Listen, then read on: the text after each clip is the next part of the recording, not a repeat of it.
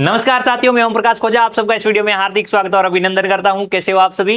उम्मीद करता हूं सभी एकदम बढ़िया हो, स्वस्थ हो और अच्छे से अपना अध्ययन कर रहे हैं। और आपने मेरे साथ में सामाजिक विज्ञान पढ़ना स्टार्ट किया है। पाठ्य पुस्तक आपकी चल रही है समकालीन भारत फर्स्ट, जो कि आपके भूगोल विषय से संबंधित पुस्तक है। और इसमें अध्याय क्रमांक 2 हम पढ़ रहे हैं। नाम है भारत का भौतिक स्वरूप, यानी कि जो भारतीय क्षेत्र है इसकी विभिन्न स्थलाकृतियों, विभिन्न ऊंचाइयों अर्थात भारत के स्थल स्वरूप की चर्चाएं कर रहे हैं हम। और इस वीडियो में हम बात करने वाले हैं भारत के प्रायद्वीपीय पठार की।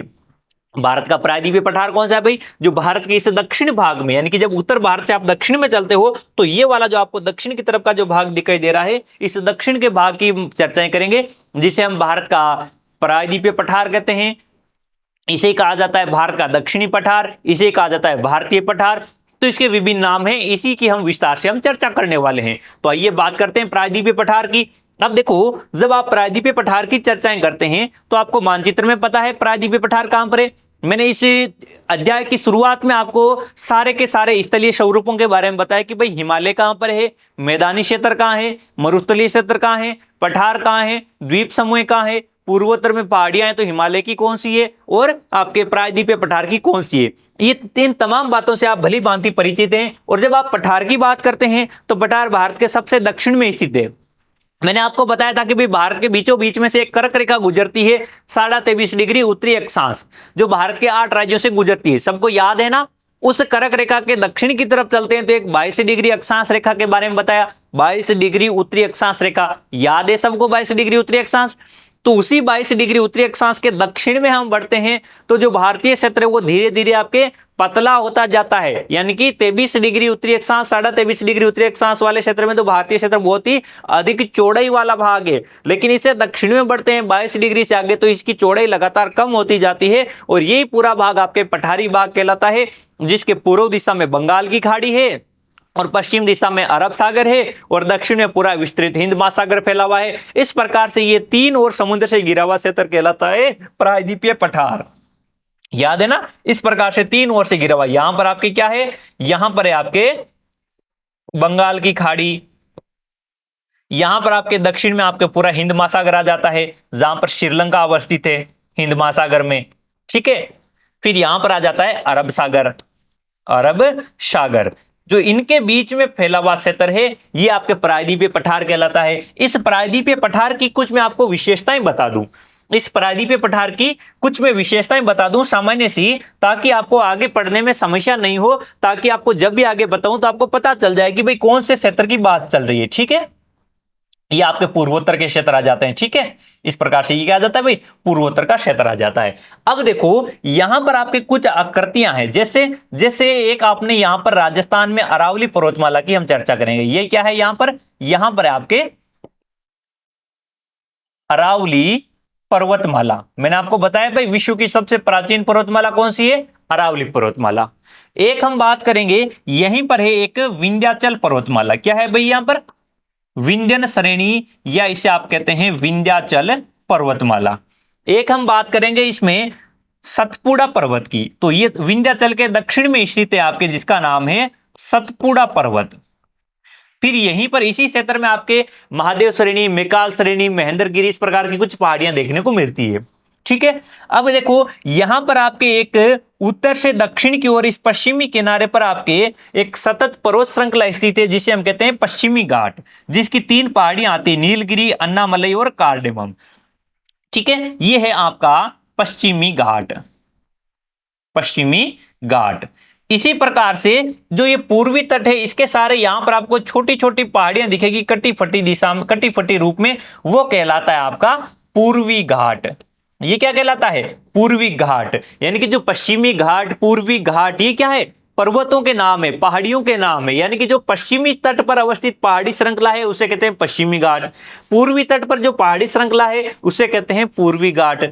अब इनकी यहां पर हम विस्तार से बातें करेंगे। फिर यहां पर आप चलेंगे तो मेघालय में गारो, खासी और जयंतिया 3 पहाड़ियां हैं। मेघालय वाले इसी क्षेत्र में यहां पर मेघालय का पठार है। असम में आपके असम का आपके कार्बी एंगलोंग पठार है। यहां पर आपके छोटा नागपुर का पठार है। और ये जो पूरा यहां का जो भूभाग है ये कहलाता है आपके मध्य भूमि या मध्य उच्च भूमि कहलाता है।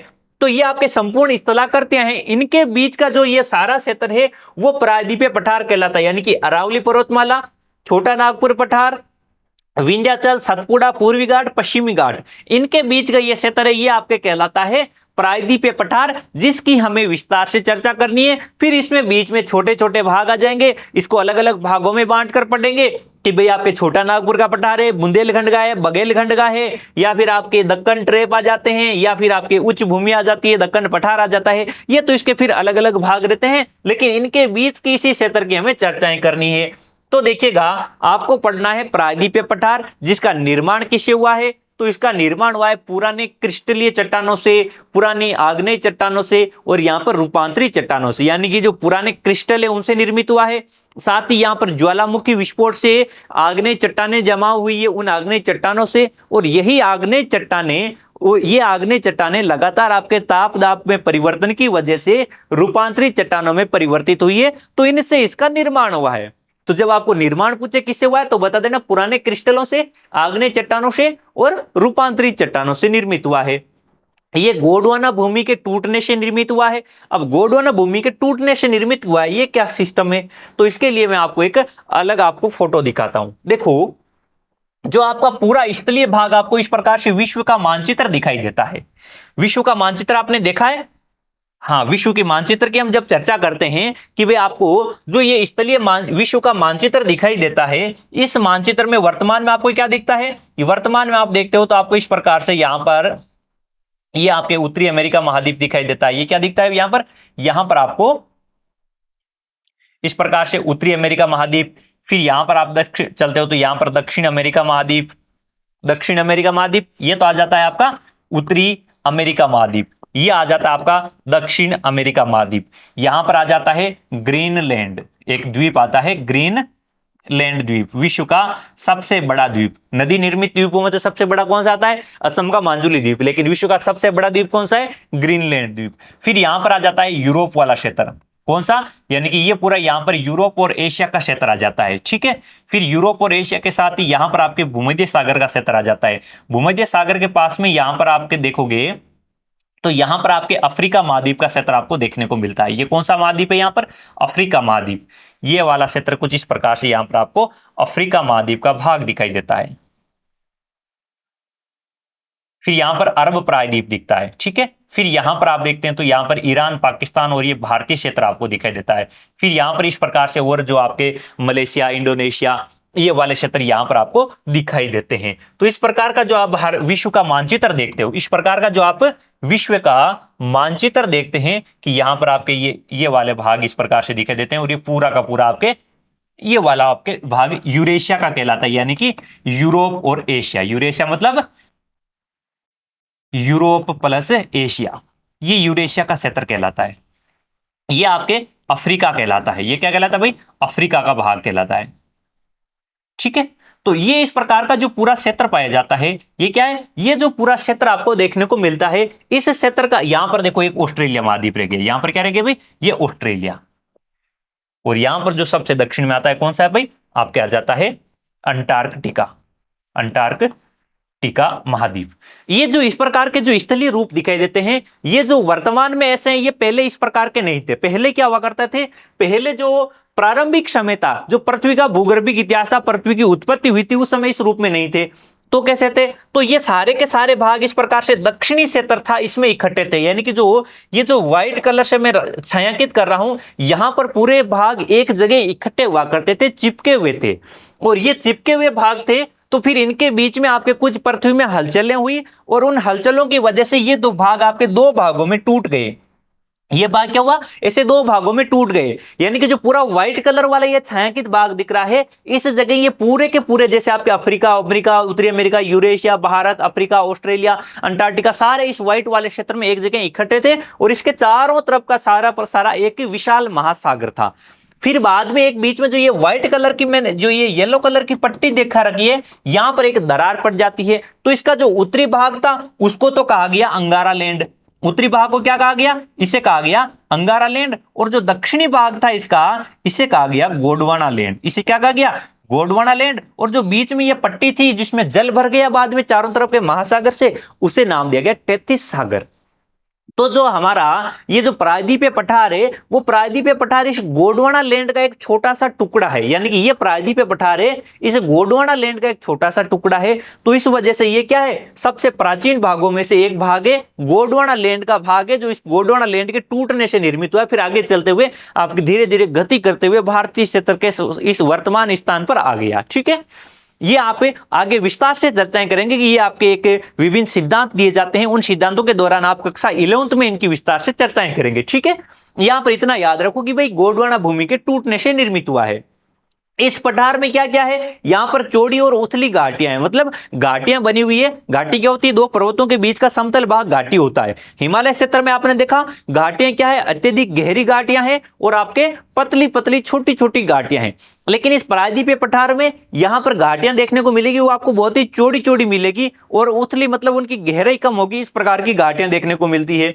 यहां पर पहाड़ियां कैसी मिलेगी, पहाड़ियां गोलाकार मिलेगी, पहाड़ियों पर इस प्रकार के नुकीली चोटियां आपको कम मिलेगी, पहाड़ियां ऊपर से इस प्रकार से गोल या फिर चपटे आकार की पहाड़ियां देखने को मिलती है। ठीक है, यानी कि आपके ऊपर से इस प्रकार के समतल भाग भी आपको देखने को मिल सकते हैं। अब देखिएगा, फिर इस पठार का आप विभाजन करते हैं। अब अपने को अध्ययन की दृष्टि से हम प्रत्येक भाग को विभाजित करते हैं। जैसे आपने हिमालय को भी अलग अलग भागों में बांटा कि भाई उत्तरी हिमालय जिसे आप हिमाद्री हिमालय कहते हैं, मध्य हिमालय, फिर आपका शिवालिक हिमालय। मैदानों को भी आपने सिंधु गंगा ब्रह्मपुत्र के 3 मैदानों में बांटा। तो आप प्रायद्वीपीय पठार को भी आपके मध्य उच्च भूमि और दक्कन के पठार में बांटते हैं। ये कहां कहां पर फैले हुए हैं, तो मध्य उच्च भूमि कहां पर है, तो ये मध्य उच्च भूमि यही रही और दक्कन का पठार ये दक्षिण में रहा। अब यहां पर मैं एक बार फिर से आपको मानचित्र में दिखा दूं कि और कौन कौन से क्षेत्र यहां पर अवस्थित है। तो देखो, ये जो मध्य उच्च भूमि है, इसके यहां पर उत्तर पश्चिम में यहां पर एक पर्वतमाला है जिसे आप कहते हैं अरावली पर्वतमाला। इसे क्या कहा जाता है, इसे कहा जाता है अरावली पर्वतमाला, जो यहां पर आपके राजस्थान, हरियाणा, दिल्ली और गुजरात इन 4 भागों में फैली हुई, यानी कि 3 राज्य और एक केंद्र शासित प्रदेश। यहां पर मध्य उच्च भूमि के यहां पर जो दक्षिण में है, यहां पर क्या है, विंध्याचल पर्वतमाला। यहां पर क्या है, विंध्याचल पर्वतमाला है। यहां पर क्या है, ये यहां पर आपके सतपुड़ा पर्वत है। सतपुड़ा पर्वत जो कि आपके इस दक्कन के पठार का भाग है, नहीं कि मध्य उच्च भूमि का। और विंध्याचल और सतपुड़ा के बीच में नर्मदा नदी प्रवाहित होती है। ठीक है, जो ये वाला भाग है, यहां पर क्या है, ये वाला भाग आपके आ जाता है, ये पूरा भाग कहलाता है आपका पश्चिमी घाट। यहां पर क्या है भाई, यहां पर है आपका पश्चिमी घाट, जिसकी यहां पर 3 पहाड़ियां हैं, 1, 2 और 3। ये पहाड़ी क्या कहलाती है, इसे नाम दिया जाता है नीलगिरी। नीलगिरी की पहाड़ी। दूसरी नंबर की पहाड़ी क्या है, दूसरे नंबर की पहाड़ी आपके अन्नामलई पहाड़ी। और जो तीसरे नंबर की पहाड़ी है, इसे कहा जाता है इलायची की पहाड़ी। इलायची पहाड़ी, जहां पर इलायची की खेती की जाती है, इसलिए इसे कहा जाता है इलायची की पहाड़ी। और अंग्रेजी में कहेंगे तो इसे कहा जाता है कार्डेमम हिल्स। ठीक है, और यहां पर इधर आपके छोटी छोटी पहाड़ियों के रूप में फैला हुआ क्या है, यहां पर फैला हुआ है आपका पूर्वी घाट। क्या फैला हुआ है, पूर्वी घाट। यहां पर क्या है, गारो, खासी और जयंतिया 3 पहाड़ियां हैं। यहीं पर आपके मेघालय का पठार है ये, और यहां पर आपके कार्बी एंगलोंग पठार है। ठीक है, और यहां पर ये आपके इसके मध्य उच्च भूमि के क्षेत्र आ जाते हैं, और ये आ जाते हैं दक्कन पठार। तो इस प्रकार से ये पूरा भाग है, इनकी हम एक एक की चर्चा करेंगे। सबसे पहले बात करेंगे हम मध्य उच्च भूमि। मध्य उच्च भूमि कहां पर विस्तारित है, तो देखिए भारत के दक्षिण मानचित्र में आप देखेंगे तो यहां पर आपको दिखाई देगा आपके नर्मदा नदी, जो आपको यहां पर पिंक कलर में एक नदी दिखाई दे रही है, ये है आपकी नर्मदा नदी।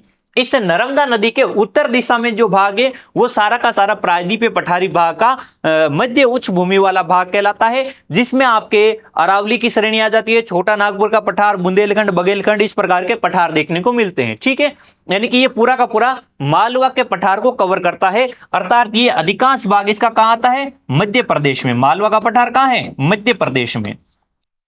तो जो ये भाग मध्य प्रदेश में, थोड़ा सा भाग इसका गुजरात में आता है, थोड़ा भाग दक्षिणी पश्चिमी राजस्थान में और मध्यवर्ती राजस्थान में अरावली की पहाड़ियों के रूप में आता है। कुछ भाग इसका छोटा नागपुर के पठार के रूप में जाता है। तो कौन कौन से भाग आते हैं, एक तो आज इसमें विंध्याचल पर्वतमाला आती है।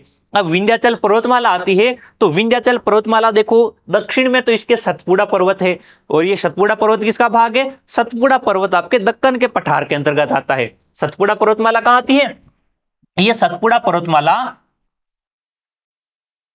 दक्कन पठार का भाग है, ने की मध्य उच्च भूमि का भाग है, ठीक है, जो कि इसके विंध्याचल के दक्षिण में स्थित है।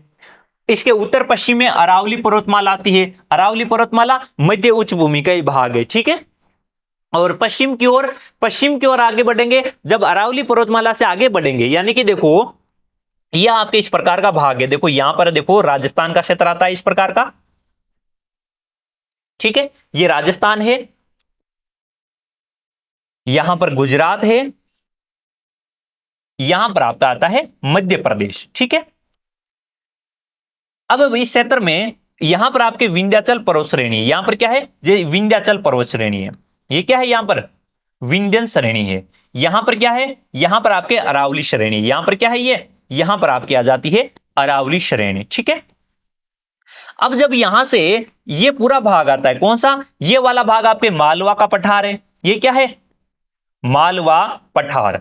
अब देखो विंध्य श्रेणी से मालवा का पठार, मालवा के पठार से आगे अरावली आ जाती है। अब अरावली से आगे पश्चिम की ओर बढ़ेंगे ना, तो ये अरावली की पहाड़ियां और पठारी भाग है वो धीरे धीरे यहाँ के मरुस्थलीय क्षेत्र में नीचे दब जाते हैं। यहाँ पर क्या है, राजस्थान का मरुस्थल है, इस मरुस्थल के रेतीले धोरों के नीचे ये लुप्त हो जाता है, यहाँ पर फिर आगे मरुस्थलीय क्षेत्र दिखता है। हाँ, बीच बीच में कहीं कहीं छोटी छोटी पहाड़ियां दिखती है, जैसे मरुस्थलीय क्षेत्र में आप जैसलमेर में जाओगे तो वहां पर कुछ पहाड़ियां नजर आएगी, मरुस्थलीय क्षेत्र में आप जोधपुर में जाओगे, जालोर में जाओगे तो वहां पर कुछ कुछ पहाड़ियां दिखाई देती है। तो यहाँ पर क्या है, ये सारी की सारी पठारी भाग है वो मरुस्थल के नीचे दबा हुआ मिलता है आपको, ठीक है। ये आपके मरुस्थल में रेगिस्तान में जाकर आगे विलीन हो जाता है। अब इस क्षेत्र में कुछ नदियां भी बहती है, तो जो आपके प्रायद्वीपीय पठार की जो मध्य उच्च भूमि वाला भाग है, जो यहाँ पर राजस्थान में अरावली के पूर्व की ओर में फैला हुआ है, मध्य प्रदेश में, कुछ गुजरात में फैला हुआ है, कुछ भाग उत्तर प्रदेश में आते हैं, कुछ भाग आपके छत्तीसगढ़ में आते हैं, झारखंड में आते हैं।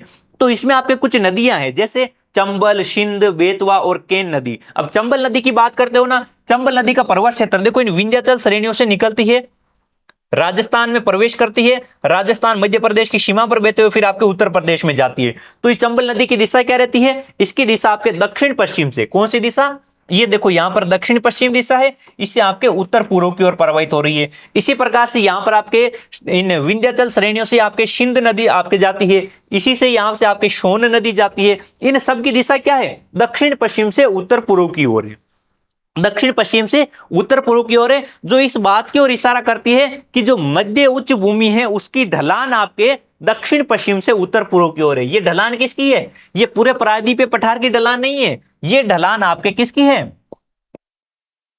मध्य उच्च भूमि की ढलान है, मध्य उच्च भूमि की ढाल है, उत्तर पश्चिम की, उत्तर पूर्व की ओर, दक्षिण पश्चिम से उत्तर पूर्व की ओर। समझ रहे हैं इतनी बातों को, चलिए आगे बढ़ते हैं। अब देखो इस जो मध्य उच्च भूमि की चौड़ाई, हम किसकी बातें कर रहे हैं, हम बातें कर रहे हैं मध्य उच्च भूमि की। तो इस मध्य उच्च भूमि की चौड़ाई कितनी है, तो इसकी चौड़ाई देखो पश्चिम में ये अधिक चौड़ा है, देखो मध्यवर्ती उच्च भूमि है ये पश्चिम में अधिक चौड़ा है। जैसे जैसे आपके पश्चिम की तरफ बोले तो पश्चिम की तरफ आप बोले, देखो जो से आपका ये मानचित्र निकालते हैं, यहां पर आपके नर्मदा नदी प्रवाहित हो रही है, ठीक है, नर्मदा नदी के उत्तर दिशा में पूरा का पूरा आपके मध्य उच्च भूमि फैला हुआ है। यहां पर आपके ये आपके है विंध्यन श्रेणी, ठीक है, विंध्यन श्रेणी है। यहां पर आपके ये अरावली श्रेणी आ जाती है, कौन सी आ जाती है, यहां पर आ जाती है अरावली श्रेणी। यहां पर आ जाता है छोटा नागपुर का पठार, क्या आ जाता है भाई, छोटा नागपुर पठार।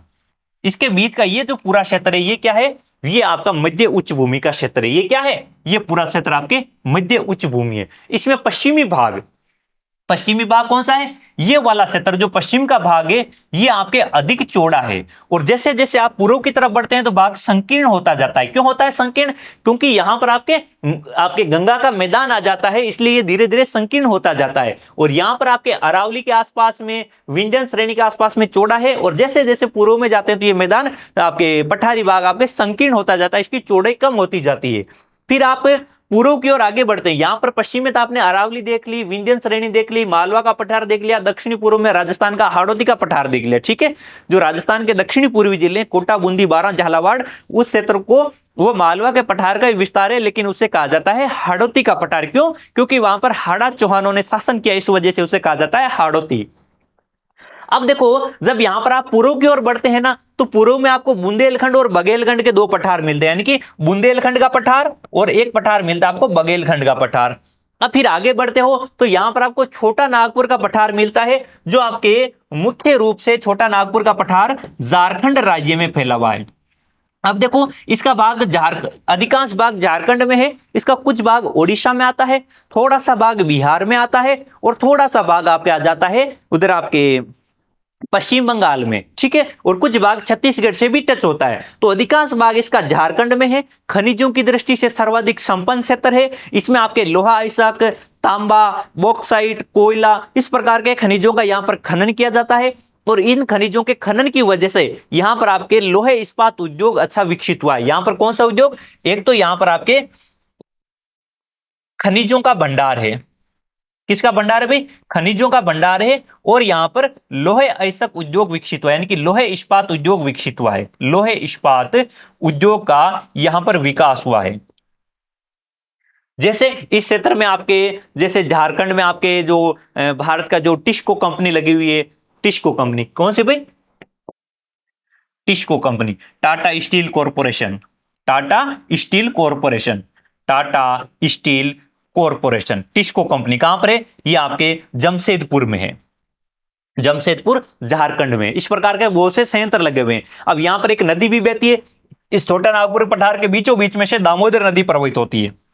दामोदर नदी, दामोदर नदी को हम आगे पढ़ेंगे भाई, ये दामोदर नदी है वो पश्चिम बंगाल का, यानी कि बंगाल का शोक कहलाती है। पश्चिम बंगाल का शोक क्यों कहते हैं, क्योंकि इसकी वजह से पश्चिम बंगाल में बाढ़ें अधिक आती है। तो ये छोटा नागपुर के पठार से होते हुए पश्चिम बंगाल में जाकर गंगा नदी में जाकर मिल जाती है। तो ये दामोदर नदी द्वारा प्रवाहित क्षेत्र है, ठीक है। अब आगे बात करते हैं दक्कन के पठार की, यानी कि आपने प्रायद्वीपीय पठार को दो भागों में बांटा। एक तो आपने विभाजित किया कि भाई जो मध्यवर्ती उच्च भूमि है, कौन सी, मध्यवर्ती उच्च भूमि, जिसमें देखो यहां पर आपके ये अरावली श्रेणी है, यहां से आपके मालवा का पठार है, विंध्यन श्रेणी है, फिर यहां पर आगे इस प्रकार से बढ़ते हुए छोटा नागपुर का पठार आता है। और ये जो इतना सा इस क्षेत्र में आपको ये जो भाग दिखाई दे रहा है, ये जो मैंने बॉक्स बनाया है, ये पूरा भाग आपके क्या है, मध्य उच्च भूमि का भाग है। इसके अलावा पूरा का पूरा भाग जो ये आपके यहां पर आपको दिखाई दे रहा है, ग्रे कलर आपके जो छायांकित भाग दिख रहा है, ये पूरा का पूरा भाग आपका कहलाता है दक्कन का पठार, दक्कन का पठार कहलाता है, ठीक है। मानचित्र में उम्मीद करता हूं कि आपने इन सबको अच्छे से पहचान लिया है, पहचान लिया भाई अच्छे से। तो अब देखिएगा दक्कन के पठार के सीमाएं देखिएगा कहां कहां पर है। पहली बात तो ये दक्कन का पठार त्रिकोण रूप में फैला हुआ है। देखो यहां से सतपुड़ा पर्वत से आरंभ होता है, ठीक है। इस प्रकार से त्रिकोण मतलब एक त्रिभुज की आकृति में फैला हुआ है। आप देख पा रहे हैं एक उल्टा त्रिभुज बन रहा है। अब इस त्रिभुज की आकृति में फैला हुआ है, जिसके उत्तर दिशा में नर्मदा नदी, यहां पर देखिए नर्मदा नदी प्रवाहित हो रही है, ठीक है। अब नर्मदा नदी के पूरा का पूरा दक्षिण में है, तो इसकी सबसे उत्तरी सीमा कौन बना रहा है, तो इसकी सबसे उत्तरी सीमा यानी कि जो दक्कन का पठार है, इसकी सबसे उत्तरी सीमा बनाई जा रही है यहां पर सतपुड़ा पर्वत श्रेणी के द्वारा, सतपुड़ा पर्वत श्रेणी। इसके अलावा इसका पूर्वी विस्तार आप देखेंगे तो यहां पर महादेव श्रेणी, फिर मेकाल श्रेणी, कैमूर श्रेणी, इस प्रकार की छोटी छोटी पहाड़ियां यहां पर देखने को मिलेगी, ठीक है। आगे बढ़ेंगे, आगे इस आपके दक्कन के पठार का जो पश्चिमी भाग है, दक्कन के पठार का पश्चिमी भाग कौन सा, ये वाला भाग, यानी कि जो पश्चिमी तट है, पश्चिमी घाट है, ये भाग अधिक ऊंचा है। और पूर्व की तरफ बढ़ते हैं तो धीरे धीरे इसकी ऊंचाई कम होती जाती है, यानी कि जो यहां पर ये दक्कन का पठार है, इसका ये जो पश्चिमी भाग, ये वाला भाग है अधिक ऊंचा है। और धीरे धीरे आप पूर्व की तरफ बढ़ते हैं तो इसकी ऊंचाई कम होती जाती है। तो इसका मतलब क्या हुआ कि अगर यहां से कोई नदी प्रवाहित होगी तो नदी आपके इधर बंगाल की खाड़ी की ओर आएगी। क्यों, क्योंकि इधर अरब सागर की ओर से यह भाग ऊंचा है, तो नदी आपके ढलान की ओर, सारे ढलान के सारे बहते हुए अरब सागर की ओर आकर गिरेगी। अब इस पठार में यहां पर आप जो ये पठार देख पा रहे हैं कि भाई आपने देखा कि यहां पर इस प्रकार से ये फैला हुआ है पठारी भाग, ये आपके उल्टे त्रिकोण के रूप में फैला हुआ है, ठीक है। जिसमें यहां पर सतपुड़ा पर्वत देख रहे हैं, यहां पर महादेव, मेकाल, कैमूर श्रेणियां देख रहे हैं, यहां पर आपके पूर्वी घाट देख रहे हैं, यहां पर पश्चिमी घाट देख रहे हैं, यहां पर आप एक छोटा नागपुर का पठार देख रहे हैं, जो कि आपके छोटा नागपुर का पठार किसका भाग है, ये आपके मध्य उच्च भूमि का भाग है। लेकिन यहां पर आप एक देख रहे हैं कि गारो खासी जयंतिया की पहाड़ियां हैं, यहीं पर आपके कार्बी एंगलोंग मेघालय का पठार है, असम का पठार है, यानी कि मेघालय का पठार, और एक कार्बी एंगलोंग का पठार है, ठीक है। अब देखिएगा इन पठारों के साथ ही यहां पर आपके उत्तरी कचार की यहां पर पहाड़ियां भी है। ये सारे के सारे भाग आपके किसके हैं, ये सारे भाग आपके दक्कन पठार के भाग है। किसके हैं भाई, दक्कन पठार के भाग है, अर्थात ये प्रायद्वीपीय पठार के हिस्से हैं। किसके हैं? प्रायद्वीपीय पठार के। जब मैंने आपको हिमालय पढ़ाया था उस समय मैंने कहा कि जो मेघालय की पहाड़ियां हैं ये पहाड़ियां आपके हिमालय की पहाड़ियां नहीं होकर ये आपके प्रायद्वीपीय पठार की पहाड़ियां हैं। अब ये आपके इनके बीच में देखेंगे कि आप इनके बीच में आप यहां पर देखेंगे कि यहां पर बीच में मैदान बना हुआ है, बीच में एक गैप बना हुआ है। तो ये गैप कैसे आया?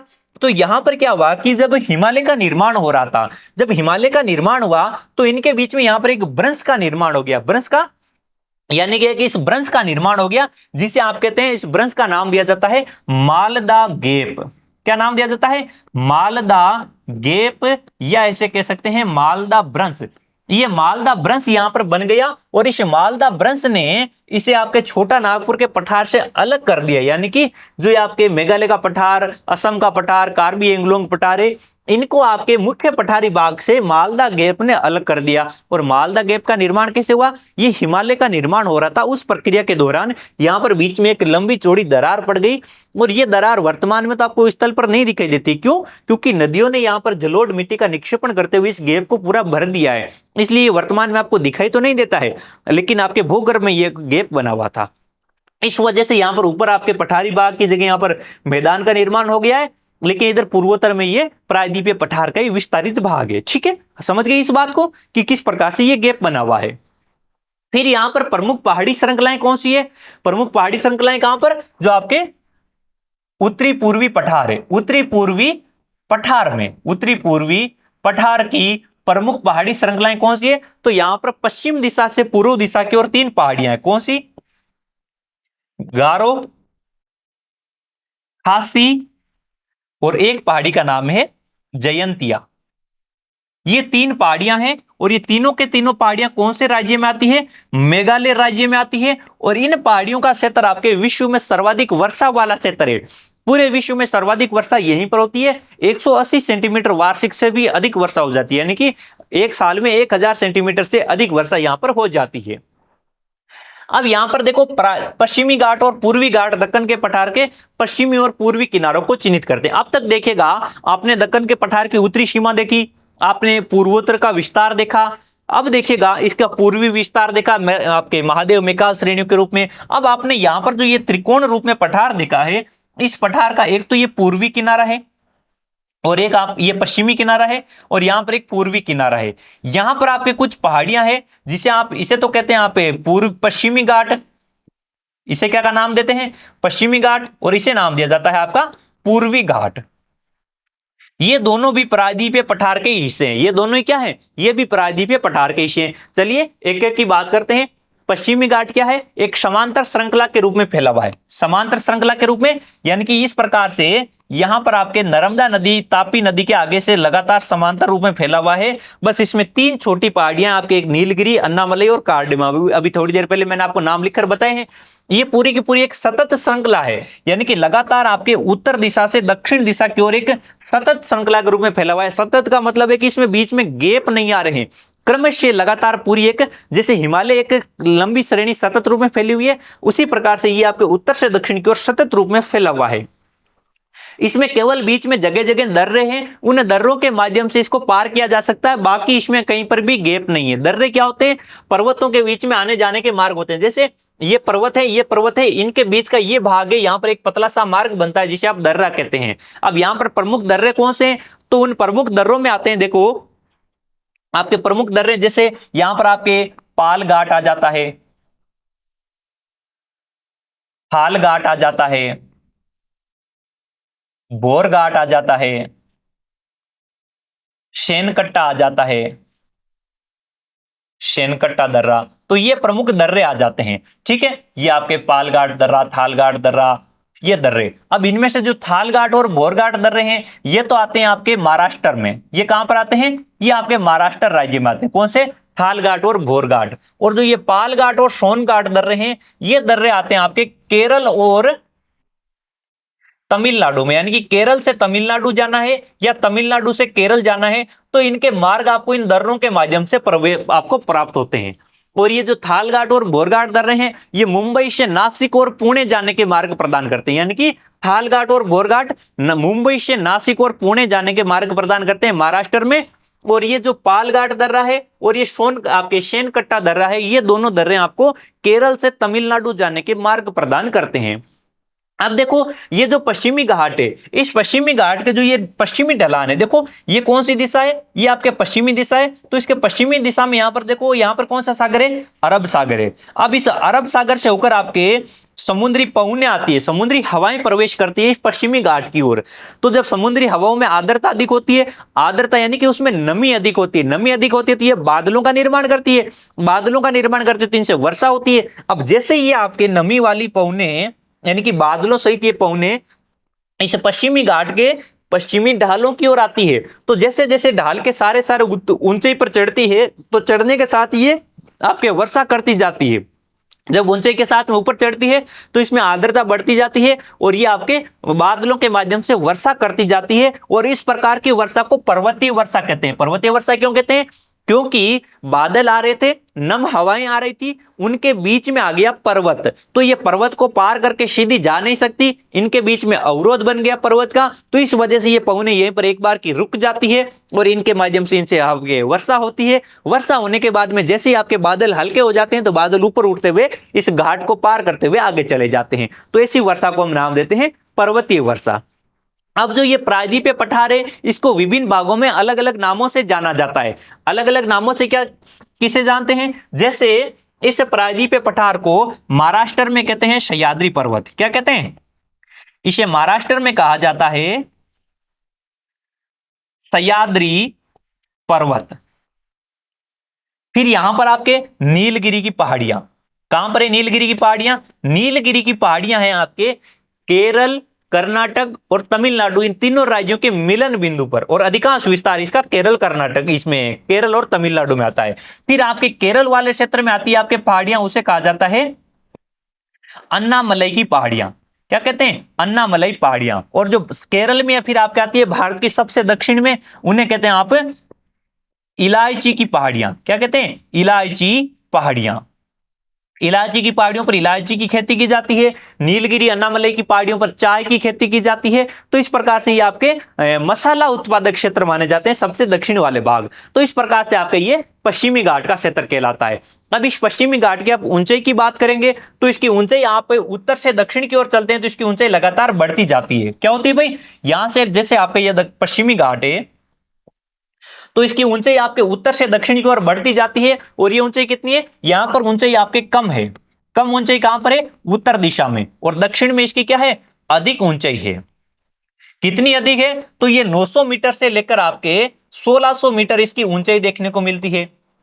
अब इसमें सबसे ऊंची पर्वत चोटियां कौन सी है, अन्नाईमुडी पर्वत चोटी है आपके 2695 मीटर। अन्नाईमुडी कहां पर है, इन अन्नामलई की पहाड़ियों में अन्नाईमुडी पर्वत चोटी है केरल राज्य में। और एक पर्वत चोटी आपके डोडा बेट जो कि आपके 2637 मीटर ऊंची है। अब देखो ये अन्नाईमुडी पर्वत चोटी आपके दक्षिण भारत की सर्वोच्च चोटी है। क्या है, दक्षिणी भारत या इसे प्रायद्वीपीय पठार की सबसे ऊंची पर्वत चोटी है। क्या है भाई, सबसे ऊंची पर्वत चोटी है।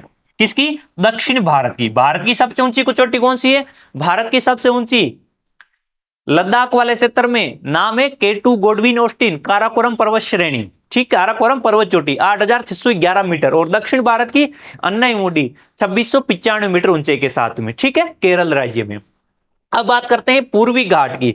अब देखो पूर्वी घाट क्या है, जैसे आपके अरब सागरीय तट के सारे सारे आपके पश्चिमी घाट फैला हुआ था, इसी प्रकार से बंगाल की खाड़ी के सारे छोटी छोटी पहाड़ियों के रूप में आपके पूर्वी घाट फैला हुआ है। क्या है, छोटी छोटी पहाड़ियों के रूप में पूर्वी घाट फैला हुआ है। अब ये पूर्वी घाट आपके कटा फटा है, लगातार सतत नहीं है पश्चिमी घाट की तरह, और नहीं पश्चिमी घाट की तरह ये बहुत अधिक ऊंचा है। इसकी ऊंचाई भी लगभग 600 मीटर के आसपास देखने को मिलती है औसत ऊंचाई। और सबसे ऊंची पर्वत चोटी की बात करोगे तो यहां पर महेंद्रगिरी पर्वत चोटी है 1500 मीटर ऊंची ओडिशा में। अब देखो यहां पर बीच में गैप क्यों है, अब इसका गैप कार होने का कारण क्या है कि यहां पर बहुत सी नदियां बहती है। जैसे आपने यहां पर नदियों के नाम सुन रखे होंगे भाई, जैसे यहां पर देखो प्रारंभ तो कहां से होता है, ये यहां से महानदी से प्रारंभ होता है।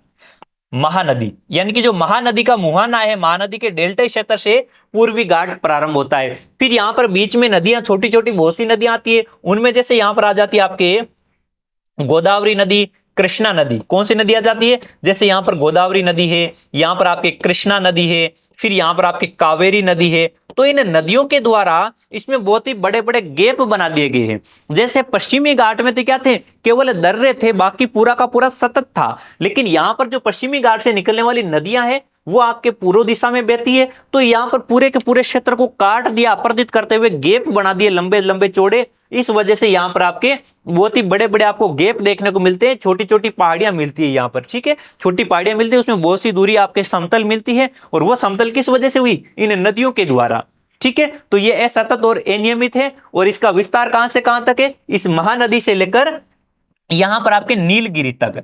नीलगिरी की पहाड़ियां कहां है? नीलगिरी की पहाड़ियां तो पश्चिमी घाट में है। तो नीलगिरी की पहाड़ियों वाले क्षेत्र में पूर्वी घाट और पश्चिमी घाट का मिलन होता है। तो आपसे पूछे पूर्वी घाट पश्चिमी घाट का मिलन बिंदु कौन सा है? तो वो नीलगिरी की पहाड़ियां हैं, ठीक है। अब आगे बढ़ते हैं। अब देखो यहां पर इसमें पश्चिमी घाट की कुछ और पहाड़ियां हैं। एक पहाड़ी का नाम तो अभी आपको महेंद्रगिरी बताया था कि सबसे ऊंची पर्वत चोटी है, 1501 मीटर ऊंचे के साथ में। इसके अलावा देखो शेवेरोई है, जावेडी है। इसके अलावा आपको एक पहाड़ी मिलेगी पलनी पहाड़ी। कौन सी पहाड़ी मिलेगी? पलनी पहाड़ी। तो ऐसी यहां पर इस प्रकार की पहाड़ियां हैं। कौन सी? महेंद्रगिरी, शेवेरोई, जावेडी, पलनी। आपको और पहाड़ी मिलेगी यहां पर नल्ला मल्ला। ये ऐसी पहाड़ियां यहां पर मिलने वाली है, ठीक है। अब पूर्वी घाट की जो ये शेवेरोई और जावेडी पहाड़ियां हैं ये दक्षिण पूर्व दिशा में स्थित है, यानी कि दक्षिण पूर्व दिशा में। ये इस प्रकार से ये दक्षिण और ये पूर्व, यानी कि इस भाग में तमिलनाडु और आंध्र प्रदेश वाले क्षेत्रों में मिलती है। अब यहां पर प्रसिद्ध हिल स्टेशन है।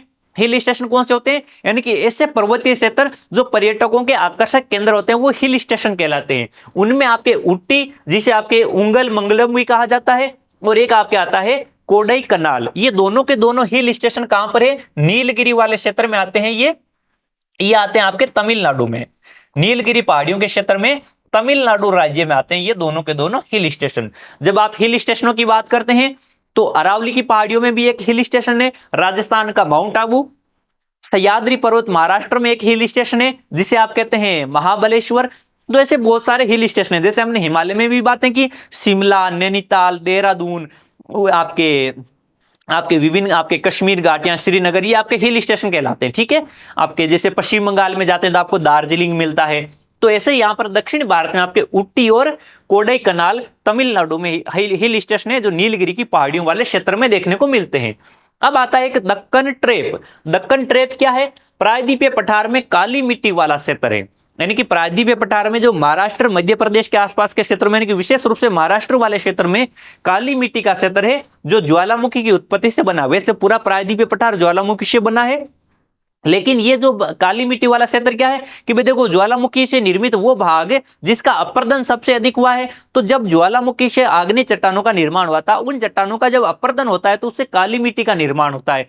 और काली मिट्टी कृषि के लिए अत्यधिक उपजाऊ मिट्टी मानी जाती है, अत्यधिक नमी धारण करने वाली मिट्टी होती है, कपास जैसी फसलों के लिए सर्वाधिक लाभदायक मिट्टी होती है। तो ये आपके महाराष्ट्र में, मध्य प्रदेश में और कुछ भाग इसका दक्षिणी पूर्वी राजस्थान में देखने को मिलता है। और ये चट्टानें क्या होती है कि समय के साथ में अपर्दित होती गई और मिट्टी के निर्माण के लिए ये जिम्मेदार है। भाई लगातार अपर्दित होने की वजह से काली मिट्टी का निर्माण हुआ था। अब आती है अरावली की पहाड़ियां। हमने अरावली की पहाड़ियों की चर्चाएं की। अरावली की पहाड़ियां कहां पर फैली हुई है?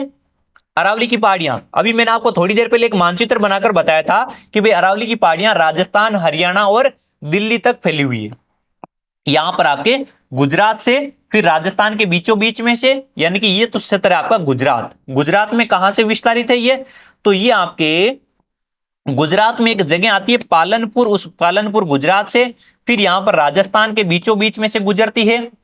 फिर यहां पर आपके हरियाणा वाला क्षेत्र आ जाता है और हरियाणा से फिर लास्ट में आ जाता है आपका दिल्ली केंद्र शासित प्रदेश, जिसमें सबसे आखिरी बिंदु आ जाता है रायसीना हिल, जहां पर हमारे राष्ट्रपति महोदय का निवास स्थान है, वो इन अरावली की पहाड़ियों पर ही अवस्थित है। तो इस प्रकार से ये अरावली की पहाड़ियां आपके गुजरात, राजस्थान, हरियाणा और दिल्ली केंद्र शासित प्रदेशों में फैली हुई है। ये पहाड़ियां क्या है? विश्व की सबसे प्राचीनतम पर्वत श्रेणी है। अपर्दित पहाड़ियां हैं, बहुत अधिक अपर्दित हो रखी है। खंडित पहाड़ियां हैं, बीच में बहुत बड़े बड़े आपको गैप देखने को मिलते हैं। यानी कि इस प्रकार से आपको पहाड़ियां दिखती है, बीच में आपके बहुत से गैप देखने को मिल जाते हैं। इनके आसपास में बहुत से अधिवास देखने को मिल जाते हैं और ये आपके अवैध खनन की वजह से और अधिक खंडित और अपर्दित होती जा रही है। और इनकी दिशा कैसी है? इनकी दिशा यहां से आपके दक्षिण पश्चिम में, कौन सी दिशा, दक्षिण पश्चिम में गुजरात से लेकर उत्तर पूर्व में दिल्ली तक इनकी दिशा देखने को मिलती है। ठीक है, पालनपुर गुजरात से रायसीना हिल्स राष्ट्रपति भवन तक इसका विस्तार है और कुल आपके इनकी लंबाई आपके 692 किलोमीटर की लंबाई है। ठीक है, और इसी के साथ में आपका यह प्रायद्वीपीय पठार फिनिश होता है। इस पूरे प्रायद्वीपीय पठार को मैंने आपके सामने एक्सप्लेन किया है और इसमें आपने सीखा है प्रायद्वीपीय पठार की विशेषताएं क्या है, प्रायद्वीपीय पठार का विभाजन किया हमने। तो प्रायद्वीपीय पठार के विभाजित क्षेत्र कौन कौन से, जैसे आपके मध्यवर्ती उच्च भूमि आती है, दक्कन पठार आता है, दक्कन ट्रेप आता है, पूर्वोत्तर का विस्तार आता है, अरावली आती है, पूर्वी घाट आता है, पश्चिमी घाट आता है, विंध्याचल, सतपुड़ा, बुंदेलखंड, बघेलखंड, छोटा नागपुर के पठार। इन तमाम बिंदुओं को आपने अच्छे से समझ लिया है, सीख लिया है, जान लिया है, ऐसा मेरा विश्वास है। तो आपका छोटा सा टेस्ट हो जाए। पहला सवाल आपकी स्क्रीन पर, ऊटी हिल स्टेशन कौन से राज्य में है, ऊटी हिल स्टेशन कौन से राज्य में है, गुजरात, महाराष्ट्र, राजस्थान या फिर तमिलनाडु। अभी हमने आखिर में हिल स्टेशनों की चर्चाएं की थी, तो उसमें ऊटी हिल स्टेशन और एक कोडाई कनाल हिल स्टेशन, ये दोनों के दोनों कहां पर है, तमिलनाडु में है। तमिलनाडु में नीलगिरी पहाड़ियों वाले क्षेत्र में। और महाराष्ट्र में हिल स्टेशन कौन सा है, महाराष्ट्र में हिल स्टेशन है महाबलेश्वर। राजस्थान में हिल स्टेशन कौन सा है, तो राजस्थान में आता है आपका माउंट आबू। कौन सा आता है, माउंट आबू, जो कि अरावली पहाड़ियों में सिरोही जिले में स्थित है। अगला सवाल, अरावली पहाड़ियां कौन से राज्य में विस्तृत है, अरावली की पहाड़ियां कौन से राज्य में विस्तृत है। चार ऑप्शन दे रखे, मध्य प्रदेश में, राजस्थान में, छत्तीसगढ़ में या फिर केरल में। तो अरावली की पहाड़ियों का विस्तार कहां है, तो देखो मध्य प्रदेश में तो नहीं है, मध्य प्रदेश में विंध्याचल श्रेणी है। राजस्थान में, हाँ जी राजस्थान में विस्तार है। छत्तीसगढ़ में नहीं है। केरल में, केरल में तो आपके नीलगिरी, अन्नामलई और कार्डेमम की पहाड़ियां हैं। केरल में कौन सी है, केरल में देखिएगा नीलगिरी है, केरल में आपके अन्नामलई है और केरल में आपकी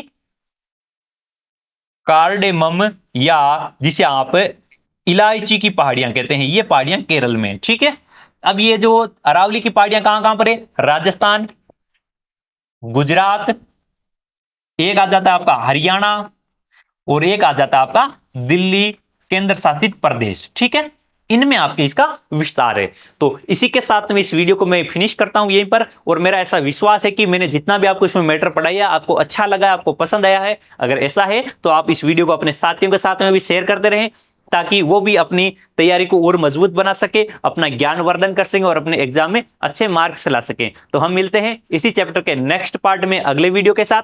तब तक आप सभी का धन्यवाद। हंसते रहे, मुस्कुराते रहे और मस्त रहें।